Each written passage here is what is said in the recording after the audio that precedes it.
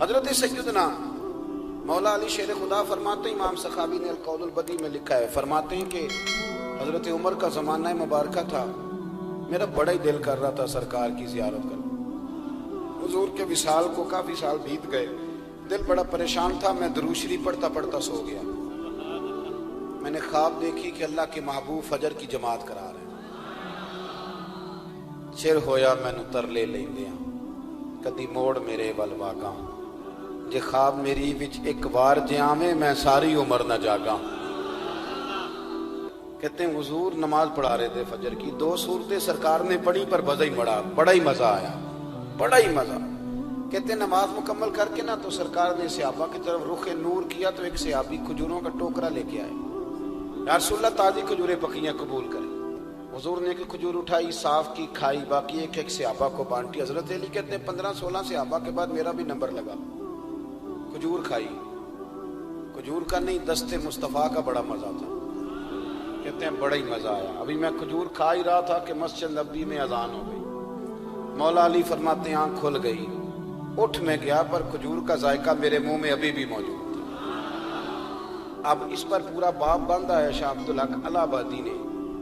وہ کہتے ہیں کہ حضور جس کو خواب میں کوئی چیز دیتے ہیں وہ حقیقت میں بھی اسے دیتے ہیں، وہ خواب میں نہیں ہوتی، وہ حقیقت میں ہوتی ہے۔ پورا باب ہے، بہرحال عنوان پہ رہنا چاہتا ہوں۔ حضرت علی فرماتے ہیں میں اٹھا،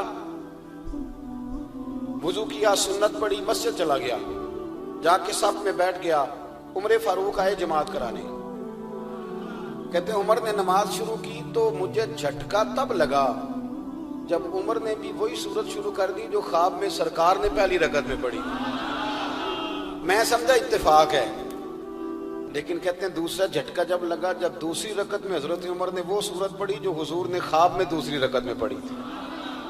کہتے ہیں میں اب بڑا پریشان ہوں کہ یہ بات کدھر کی کدھر جا رہی ہے۔ مولا علی شیر خدا فرماتے ہیں نماز مکمل ہوئی تو کھجوروں کا ٹوکرا بھی آ گیا۔ فرماتے ہیں اب تو میری حیرت کی حد نہ رہی، حضرت عمر نے کھجور اٹھائی، صاف کی، کھائی، دوسرے صحابی کو، تیسرے کو، چوتھے کو، 15-16 صحابہ کو ملی، مجھے بھی دی۔ کہتے ہیں کھجور کھائی، مزہ بڑا آیا۔ حضور سے تو دوسری مانگنے کو دل کرتا تھا پر مانگی نہیں تھی، ادب تھا۔ عمر سے تو یرانہ تھا نا اپنا۔ ان کا رشک دیکھیں، آپس میں رشک دیکھیں، حسد نہیں، رشک۔ فرماتے ہیں یرانہ تھا نا، تو میں نے عمر سے کہا یار ذرا ایک کھجور اور دینا نا ذرا ایک کھجور۔ تو کہتے ہیں جناب عمر فاروق نے کھجور اٹھائی، صاف بھی کی، میں سمجھا ملنے لگی ہے، اٹھائی بھی، صاف بھی کی، اور دوسرے صحابی کی طرف ہاتھ بڑھایا، میری طرف دیکھ کے ہلکا سا مسکرائے، فرمانے لگے علی ایسے نہ کر، اگر رات کو نبی پاک سے دوسری لیتا تو میں بھی سویرے تجھے دوسری دے دے۔ حضور سے دوسری لی نہیں، نبی پاک سے دوسری مانگی نہیں تو میں کیسے دے دوں؟ خواب میری وچ آیا سی ماہی تو میں اودے گل وچ پا لیاں باواں، ڈر دی ماری اکھ بھی نہ کھولا، ڈر دی ماری، میں ڈر دی ماری اکھ کیونکہ آئی یہ رات وصال دیوالی، ربا اے رات مکن نہ دیویں، اے رات مکن نہ دیویں، ڈر دی ماری میں اکھ بھی نہ کھولاں، کتے پھر بچھڑ نہ جاواں۔ میرے رسول پاک کے غلام رشک کرتے تھے، رشک۔ حضرت علی کہتے ہیں میں رویا تو عمر بھی رو پڑے، کہنے لگے علی جو رات تجھے نواز کے گئے وہ میرے اوپر بھی کرم فرما کے گئے۔ رشک کریں، خدا را چھوڑ دیں حسد کرنا، چھوڑ دیں ایک دوسرے سے جلنا۔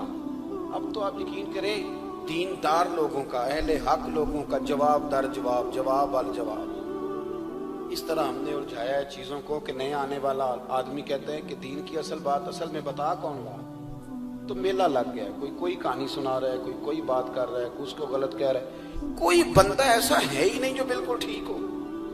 ہمارے حسد نے اتنی تباہی کر دی، کسی کے حق میں خیر والی بات ہو، جب آپ حسد کریں گے تو بے سکون رہیں گے۔ دوسری بات یہ، بے سکون بندہ پتہ کون رہتا ہے؟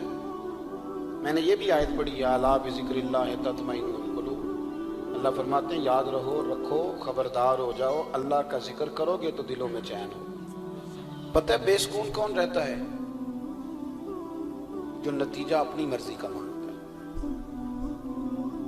عقیدہ توحید اسلامی عقائد کی جان ہے۔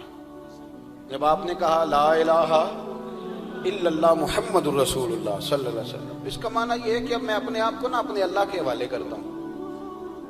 اب رب غریبی میں رکھے پھر بھی میں راضی ہوں، بیماری میں رکھے پھر بھی راضی ہوں، صحت میں رکھے پھر بھی، اولاد دے تو پھر بھی راضی ہوں، نہ دے تو. سمجھے میری بات؟ یہ توحید ہے. ہم نہ ٹھیک ہونا چاہتے ہیں. دوست اکثر آ کے کہتے ہیں کوئی وظیفہ بتائیں، طبیعت ٹھیک نہیں رہتی تو انہیں کہتے ہیں سورہ فاتحہ پڑھو، کہتے ہیں بڑی دیر سے پڑھ رہا ہوں پر شفا نہیں ہو رہی. تو میں کہتا ہوں پھر آپ اللہ کی رضا پہ راضی ہو جائیں، پھر اللہ کی رضا پہ راضی رہنا بھی تو سیکھو نا، راضی رہنا بھی تو سیکھو. بہت ساری بے سکونی اس بات کی ہے کہ ہم نا ہم چاہتے ہیں میری مرضی کا سکون ہو، میری مرضی کا گھر ہو، میری مرضی کے بچے ہوں. بھئی ایسا نہ کریں. آپ اپنے حق میں اپنے رب کے فیصلوں کو قبول کریں. آپ قبول کریں اپنے مالک کے فیصلوں.